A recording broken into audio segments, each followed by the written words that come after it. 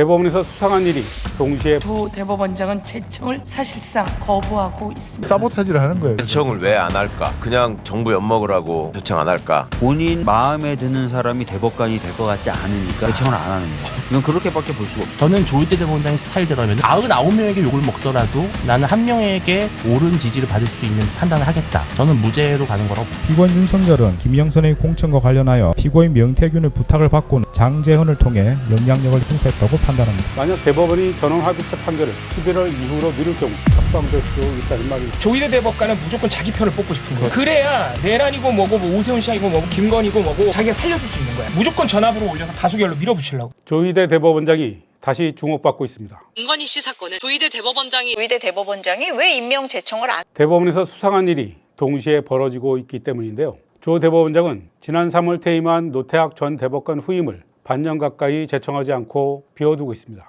오는 9월 7일 임기가 끝나는 이흥구 대법관 후임도 제청하지 않고 있습니다. 대체 무슨 꿍꿍이가 있는 걸까요? 조희대 대법원장의 직무 방기로 사법부가 멈춰 섰습니다. 헌법은 대법관을 대법원장의 제청을 거쳐 국회의 동의를 받아 대통령이 임명하도록 규정하고 있습니다. 제청은 대법원장의 재량이 아니라 헌법이 부여한 임무입니다. 그럼에도 조 대법원장은 제청을 사실상 거부하고 있습니다. 헌정사에서도 찾아보기 어려운 사법행정의 공백입니다. 대법원장의 대법관 임명 제청은 헌법상 의무입니다. 하기 싫다고 안 해도 되는 일이 아닙니다. 그런데 조 원장은 대법관 후보 추천위원회가 노태학 전 대법관 후임 후보 4명을 추천한 지난 1월 이후 7개월가량 제청하지 않고 있습니다. 이쯤 되면 임무를 방기하거나 해태하는 수준을 넘어 고의적 거부라고 할 수 있습니다. 대법원장 스스로 사법 불신을 키우는 위헌적 행위이자 반헌법적 일탈입니다. 지금까지 국회 동의 절차가 늦어져서 공석이 생긴 적은 있어도 대법원장이 대통령에게 임명을 제청하지 않아 대법관 공석이 생긴 건 사상 처음입니다. 대법원장의 고의적 부작위로 대법원 기능에 장애가 발생한 초유의 사태입니다. 여러분, 윤석열 정부 국무총리와 경제부총리였던 한덕수, 최상목이 헌법재판관을 임명하지 않은 혐의로 기소되어 재판받고 있다는 사실 기억하시나요? 조 원장도 비슷한 불법을 저지르고 있는 셈입니다. 조 원장은 대체 왜 이럴까요?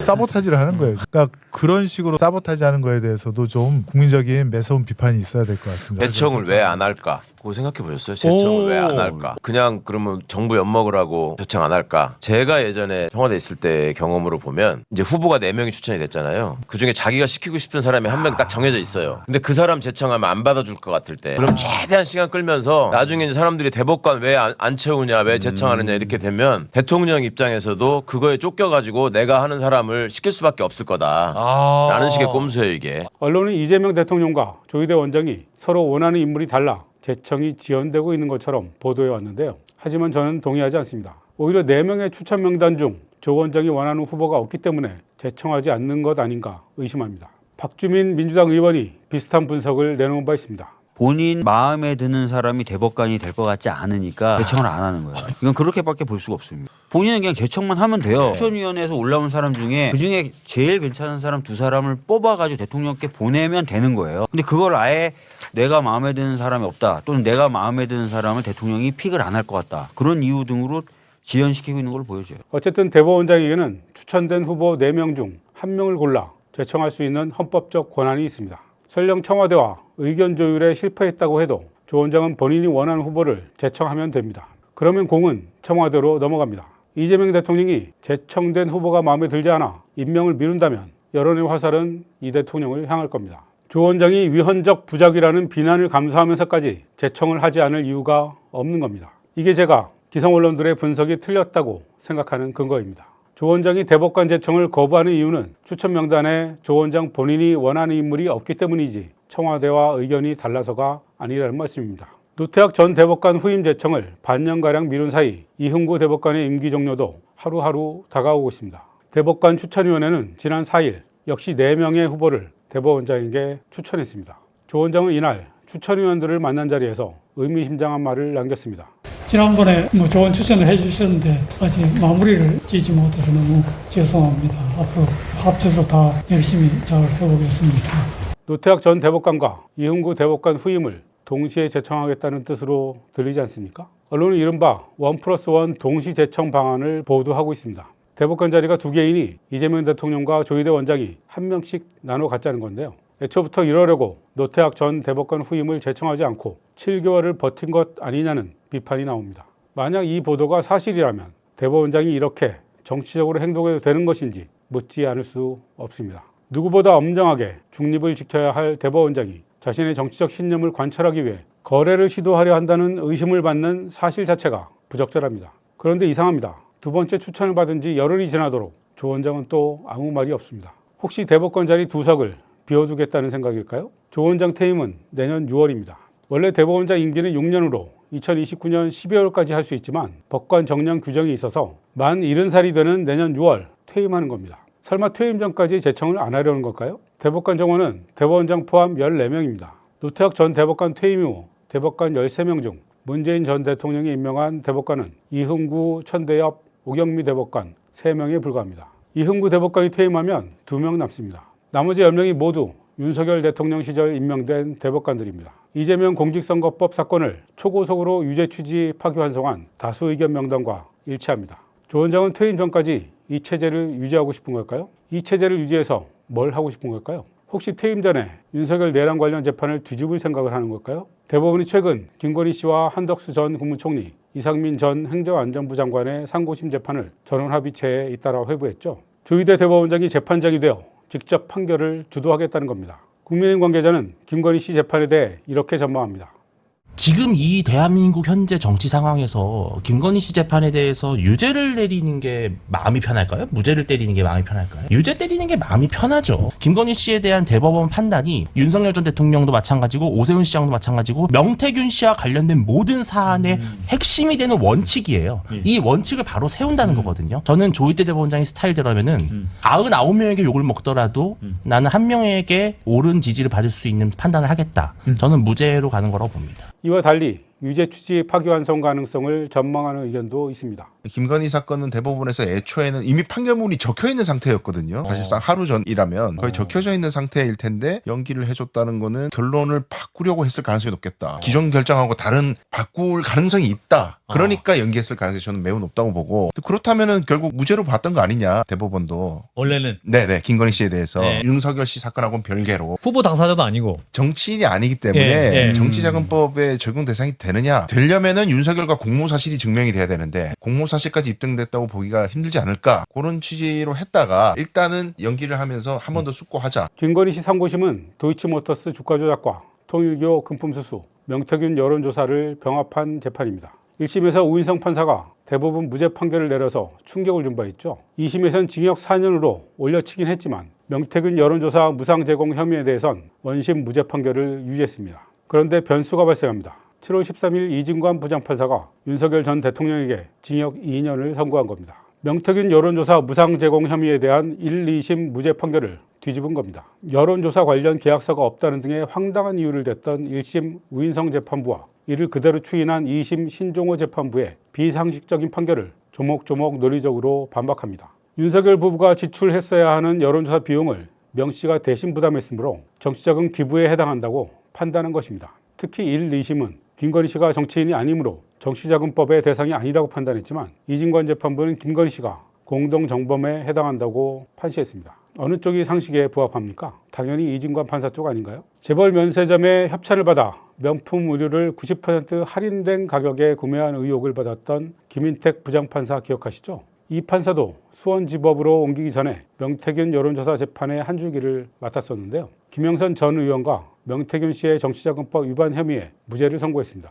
김영선의 공천이 명태균 여론조사의 대가라는 사실을 부정한 겁니다. 윤석열이 공천에 개입하는 통화 음성을 온 국민이 들었는데 이 명백한 증거를 마치 존재하지 않는 것처럼 무시했습니다. 이진관 재판부는 이 판결도 뒤집습니다. 피고인 윤석열은 피고인 명태균으로부터 여론조사 제공, 정치권 인사 연결, 대선 전반에 대한 상담 및 조언에 대한 보답으로 대선 후에 김영선의 공천과 관련하여 피고인 명태균의 부탁을 받고는 장제헌을 통해 영향력을 행사했다고 판단합니다.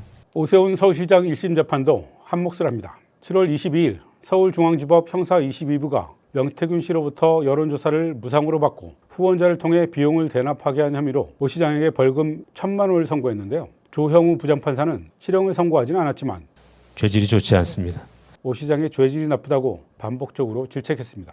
원래 김건희 선고심을 맡았던 대법원 2부는 7월 16일 선고기일을 잡은 상태였습니다. 그런데 이진관 재판부 판결 다음 날인 7월 14일 김건희 특검이 선고기일을 미뤄달라고 대법원에 요청했습니다. 공범인 윤석열에게 유죄가 선고된 판결이 새로 나왔으니 충분히 검토해달라는 취지였습니다. 그래서 7월 24일로 연기했는데 하루 전인 7월 23일 전원합의체에 회부한 겁니다. 선고 전날 전원합의체 회부는 매우 이례적입니다. 전원합의체 회부 사유도 밝히지 않았고 선고기일도 무기한 연기됐습니다. 이로써 특검법에 명시된 원심 선고 3개월 이내 선고 규정도 지키지 못하게 됐습니다. 물론 전후 사정을 따져보면 김건희 상고심 전원합의체 회부는 해당 소부의 의견이 일치하지 않았기 때문으로 보는 게 합리적입니다. 이진관 재판부에서 윤석열 유죄 판단을 내릴 때 이미 그 대법원 소부에서는 판결문 작성을 끝내고 회람하는 단계에 들어가 있었다는 겁니다. 그 얘기는 무슨 얘기냐? 소부 대법관 사이에 의견 조율이 끝났고 문안 작성까지 끝나 있는 상태라고 봐야 된다는 겁니다. 따라서 소부 차원의 대법관들 사이에 의견이 너무 갈려가지고 전원 합의체로 넘기는 이런 상황이 그때는 아니었다라는 거예요.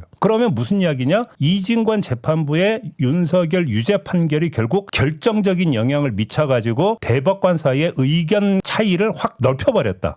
그래서 조정이 안 돼서 결국 전원합의체로 넘겼다. 이렇게 추정하는 게 상식일 것 같습니다. 윤석열 정치자금법 위반 사건에 대한 이진관 재판부의 판결 전까지는 의견이 일치했고 판결문 작성까지 끝낸 상태였지만 특검의 연기 요청 이후 소부 내에 이견이 발생했고 그래서 전원합의체로 넘어갔다고 보는 의견입니다. 정리하겠습니다. 명태균 여론조사 관련해서 크게 두 갈래 판결이 존재합니다. 김건희 1, 2심의 무죄 판결과 윤석열, 오세훈 1심의 유죄 판결입니다. 국민 상식으로 보면 유죄가 맞지만 조희대 원장과 대법관들의 성향상 무죄를 선고할 가능성이 커 보입니다. 이진관 판사와 조형우 판사가 내린 유죄 판결이 항소심부터 뒤집힐 가능성이 있는 겁니다. 그렇게 되지 않도록 국민이 관심을 갖고 여론을 모아가야 합니다. 가장 우려되는 건 김건희 씨가 구속기한 만료로 석방되는 사태입니다. 김 씨는 두 가지 재판에서 징역형을 선고받았지만 확정 판결 전이어서 미결수 신분으로 서울 남부구치소에 구금돼 있습니다. 구속기간은 2개월씩 3차례 연장할 수 있는데 이미 2차례 연장해서 현재 구속기한은 8월 28일입니다.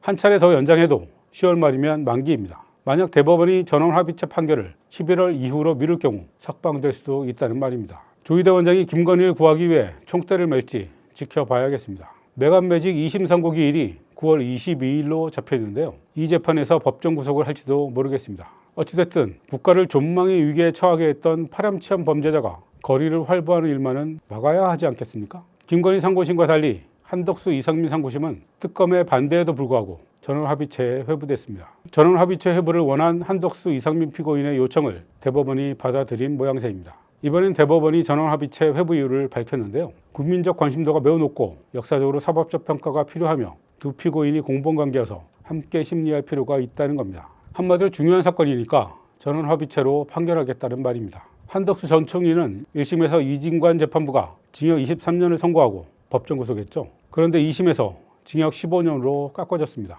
이상민 전 장관은 류경진 재판부가 1심에서 징역 7년을 선고했는데 2심에서 징역 9년으로 형량을 높였습니다. 이와 관련해서도 대법원이 형량을 대폭 깎아주거나 원심 판결을 뒤집으려고 하는 것 아니냐는 우려와 의심이 커지고 있습니다. 내란죄 성립 여부에 대한 판단이 재판부마다 다르다. 이걸 정리할 필요가 있다. 이렇게 얘기했어요. 자, 내란죄 성립 여부에 대한 판단이 재판부마다 다르다? 아니요. 다 똑같아요. 똑같아. 딱 한 군데 다른 데가 있었죠. 직위원. 다 지금 내란과 관련해서는 판결 직위원 빼고 다 인정했단 말이야. 이 내란이라고 다. 뭐랑 연결되냐면 대법관 후임을 왜 6개월 이상 제청을 안 했는지 이해가 가는 거예요. 조희대 대법관은 무조건 자기 편을 뽑고 싶은 거예요. 그래야 내란이고 뭐고 뭐 오세훈 시장이고 뭐고 김건희고 뭐고 자기가 살려줄 수 있는 거야. 무조건 전압으로 올려서 다수결로 밀어붙이려고. 조희대 원장이 신임 대법관 제청을 미루고 있는 배경과 내란 관련 재판을 연결해서 보는 시각인데요. 조 원장의 대법원 지배력은 지금이 최고 수준이라고 할 수 있겠죠. 지금 상태의 지배력을 유지하면서 내란 관련 재판을 전원 합의체로 처리하려고 하는 것 아니냐는 시각입니다. 이 모든 의심의 원인 제공자는 조희대 대법원장 본인입니다. 조 원장은 법원 내부는 물론이고 국민의 신뢰를 잃은 지 오래입니다. 이재명 대선 후보 제거 시도가 실패했을 때 조 원장은 사퇴했어야 마땅합니다. 하지만 조 원장은 침묵으로 버텼습니다. 국민이 쉽게 잊을 줄 알았겠죠. 천만의 말씀입니다. 잊기는커녕 오히려 조 원장의 일거수일투족을 살피며 걱정하고 의심하는 일이 일상이 됐습니다. 내란 관련 재판 전원합의체 회부의 의도를 의심하고 결과를 걱정하는 것도 조희대 원장 당신 때문입니다. 당신이 자리를 지키고 있는 한 불안을 거둘 수 없기 때문입니다. 게다가 대법원장이 대법관 공석 사태를 유발하고 방치하는 초유의 헌정질서 문란 행위로 국민적 우려를 스스로 증폭시키고 있습니다. 아직도 모르겠습니까? 사법부가 신뢰를 회복하는 출발점은 조희대 대법원장, 당신의 사퇴입니다.